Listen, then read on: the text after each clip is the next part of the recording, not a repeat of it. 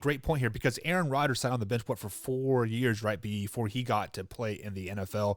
Aaron Aaron Rodgers did sign a 3-year extension on his contract. So basically, Jordan Love, in theory, would be staying on the bench for 5 years. So what is the difference between then and now? Like, do you just think Jordan Love just doesn't have it, or like, what are your thoughts on that?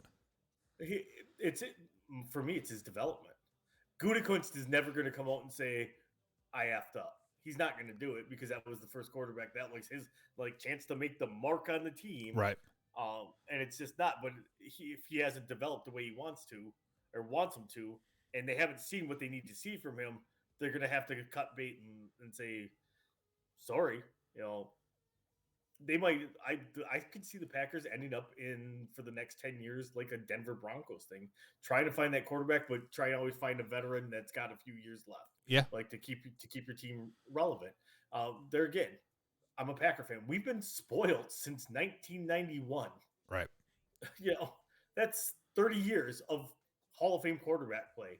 It just not doesn't continue. It's impossible for unless for whatever reason we strike draft gold and find like the next Tom Brady in this draft. Yeah. It's probably just not going to happen. Yeah.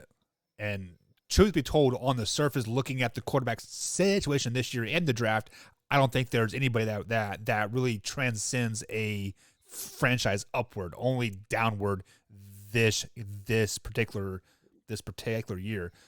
So Was it Ryder? Ryder probably is the closest thing from Cincinnati.